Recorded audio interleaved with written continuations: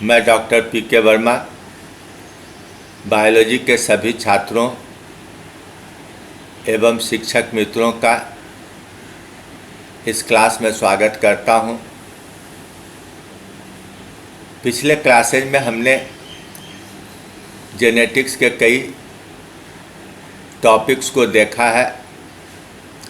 अब हम लोग इस क्लास में टेस्ट क्रॉस और लिंकेज का स्टडी करेंगे।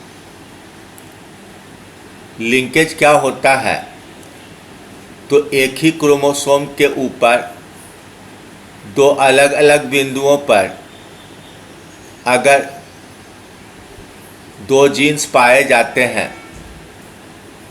तो इन्हें आपस में सहलग्न या लिंक्ड जीन कहा जाता है और इस घटना को सहलग्नता लिंकेज कहा जाता है।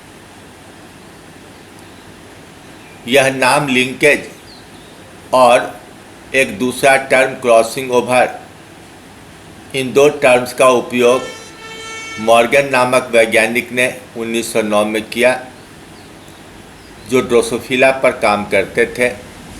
उन्हें हम लोग फादर ऑफ एनिमल जेनेटिक्स कहते हैं। उन्होंने दो प्रकार का लिंकेज बताया, एक कंप्लीट और परफेक्ट लिंकेज और दूसरा पार्शियल, इनकम्प्लीट और इम्परफेक्ट लिंकेज।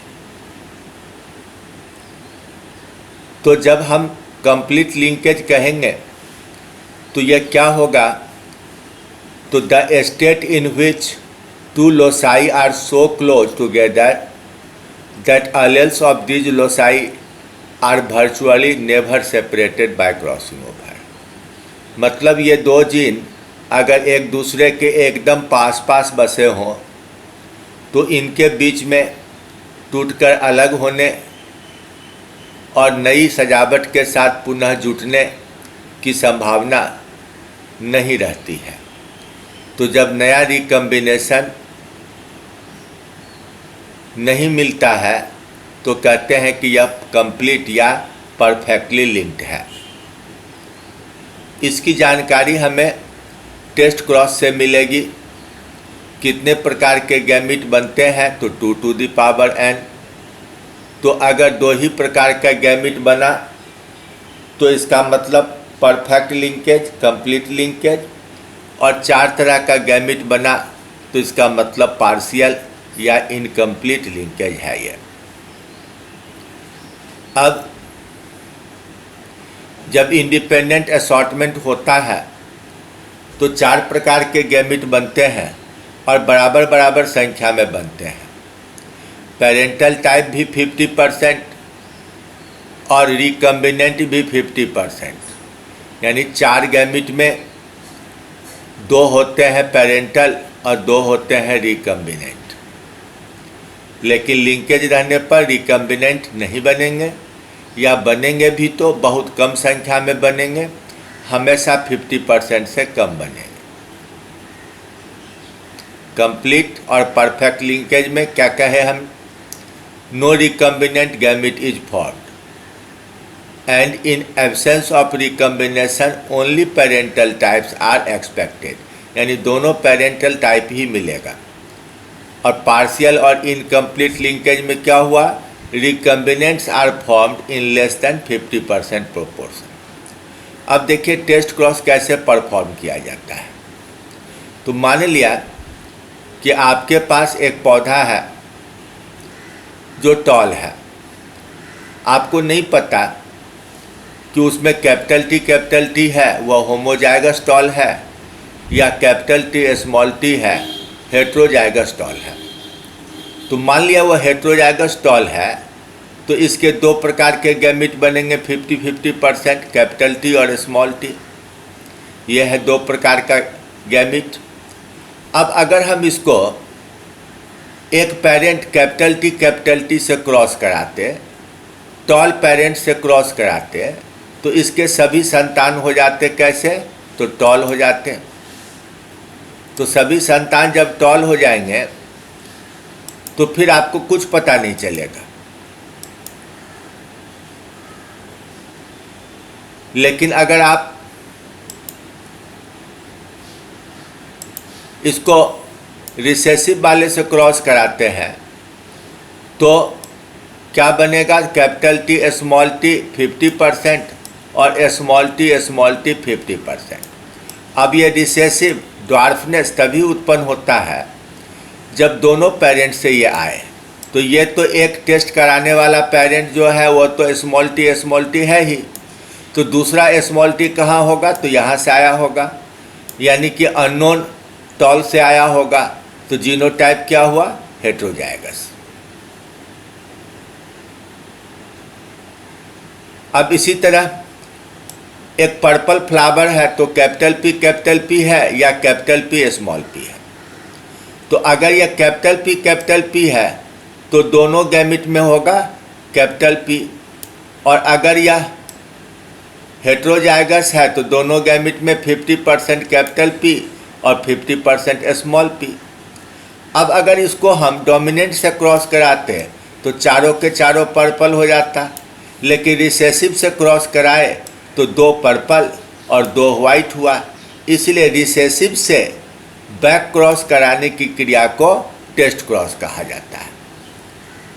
रिसेसिव को या डोमिनेंट को समझना है तो हम 2 पेरेंट डोमिनेंट में और रिसेसिव में से रिसेसिव कैरेक्टर वाले को लेंगे।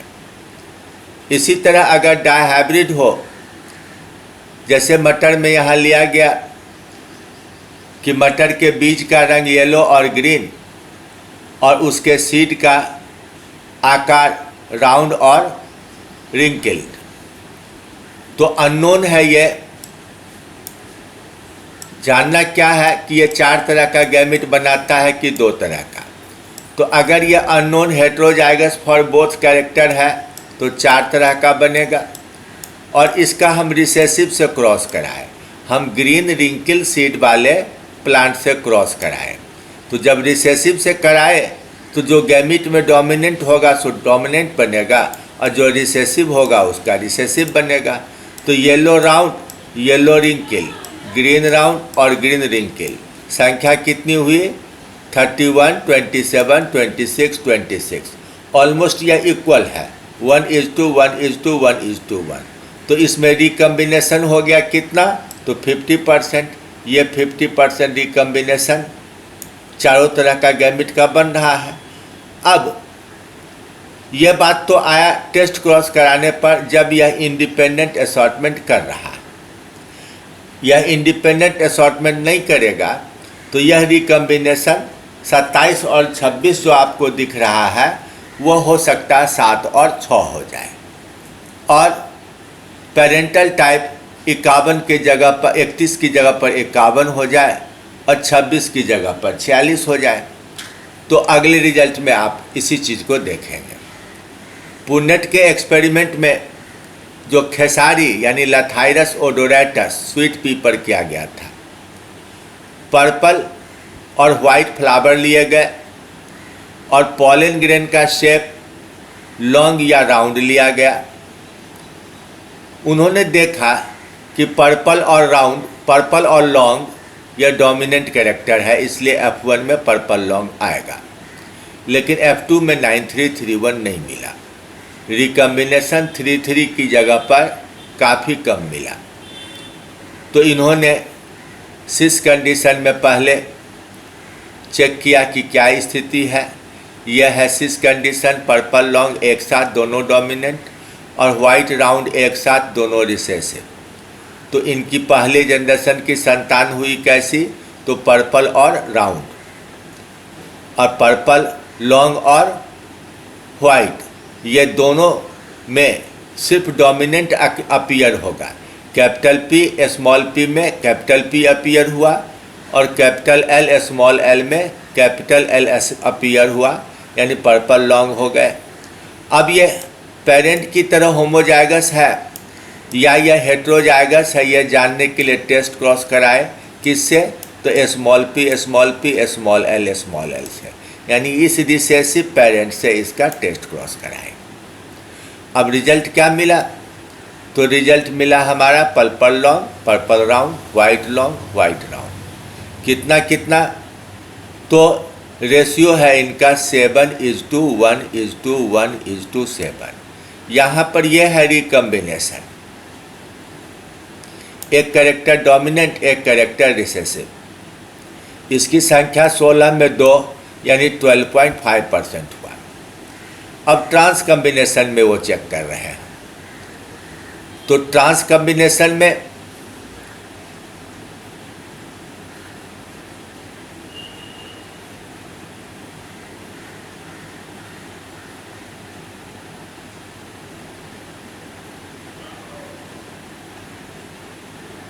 ये ऊपर शीश ही बना हुआ है। यहाँ पर क्या होना चाहिए, पर्पल के साथ होना चाहिए लॉन्ग, पर्पल राउंड है, यहाँ पर यह होगा स्मॉल l, और यहाँ वाइट के साथ लॉन्ग होगा तो स्मॉल l की जगह पर क्या होना चाहिए, कैपिटल L।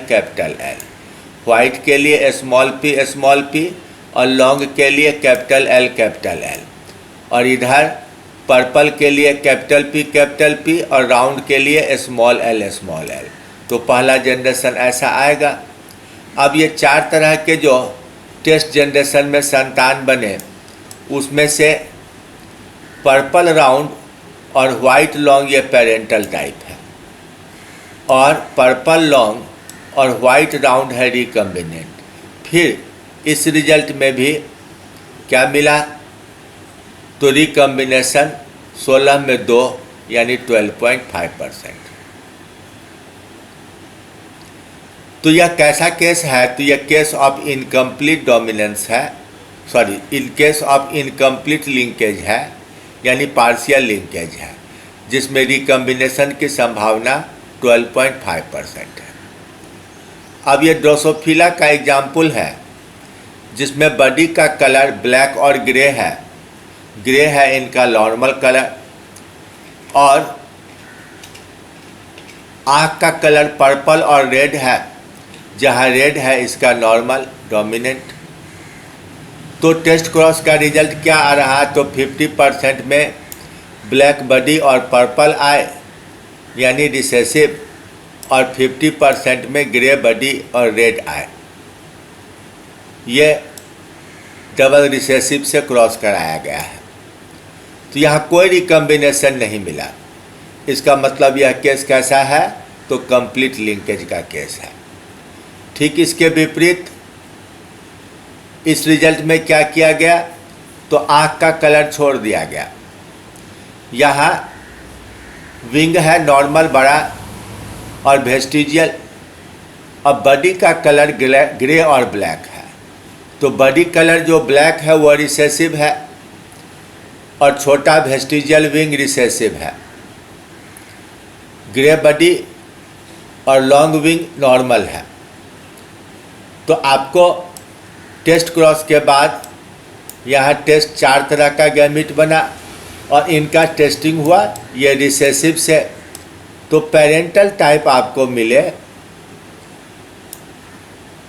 बहुत अधिक और रिकम्बिनेंट मिले बहुत कम। परसेंटेज कैलकुलेट करेंगे तो इस केस में रिकम्बिनेशन फ्रीक्वेंसी कितना निकला, तो सिर्फ 9%। Wild type grey normal 41%, mutant black colour और vestigial wing 41%, recombination grey vestigial 9% और ब्लैक नॉर्मल 9%।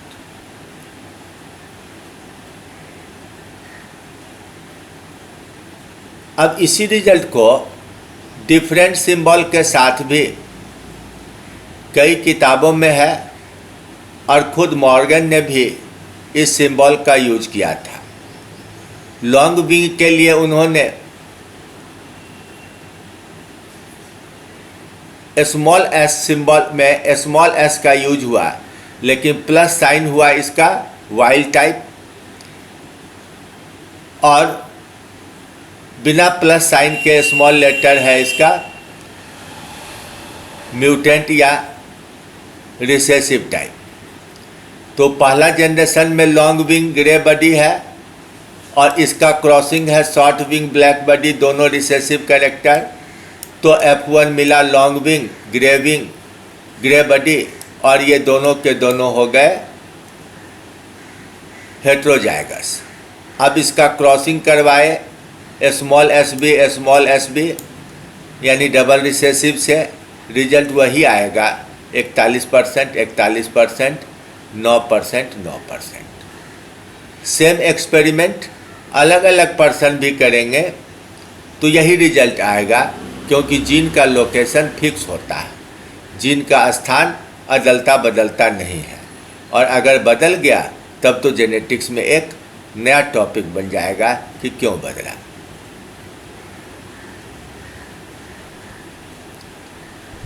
तो निष्कर्ष के तौर पर क्या हुआ, तो rate of recombination of two genes correspondent to physical proximity of them, alleles that are closer together have lower rate of recombination than those located far apart। Recombination की संभावना जीन की स्थिति पर होती है कि वह फिजिकली कितनी दूरी पर स्थित है। जो नज़दीक बसे हुए होंगे उनके रिकम्बिनेशन की संभावना कम होगी, शून्य भी हो सकता है। जब शून्य होगा तो कहेंगे कंप्लीट डोमिनेंट, और जैसे जैसे दूरी बढ़ेगी रिकम्बिनेशन की संभावना बढ़ेगी। यानी क्रॉसिंग ओवर की संभावना, क्रॉसिंग ओवर फ्रीक्वेंसी दूरी के समानुपाती होता है। अब कितने तरह का गैमीट बनता है, तो 2 to the power n। तो आदमी में 23 क्रोमोसोम का एक एक जीन लिया जाए तो कितने तरह का गैमीट बनेगा, तो 83 करोड़ 88 लाख और 608 प्रकार का, मेल में भी फीमेल में भी। इनमें से कोई एक गैमीट फर्टिलाइज करता है, यानी कि ये 83 लाख इंटू 83 लाख में से कोई एक संतान उत्पन्न होता है। ड्रोसोफिला के मेल में रिकम्बिनेशन नहीं देखा गया, इसलिए जब भी हम क्रॉसिंग ओवर फ्रीक्वेंसी निकालेंगे तो फीमेल के कैरेक्टर्स को कैलकुलेट करेंगे, फीमेल को लेंगे और उसका टेस्ट क्रॉस मेल के साथ करवाएंगे। फीमेल में क्रॉसिंग ओवर होगा, मेल में नहीं होगा। मॉर्गन ने पाया कि 9 यूनिट डिस्टेंस यानी 9% रिकम्बिनेशन से कम वाला केस नहीं मिलता है, यानी 9 यूनिट डिस्टेंस के अंदर अगर जीन बसे हुए हों तो उनके बीच क्रॉसिंग ओवर नहीं होता है। तो इस तरह आपने लिंकेज और क्रॉसिंग ओवर को समझा। अब अगले क्लास में हम लोग देखेंगे कि लिंक्ड जीन्स में क्रॉसिंग ओवर क्यों होता है। Thank you very much.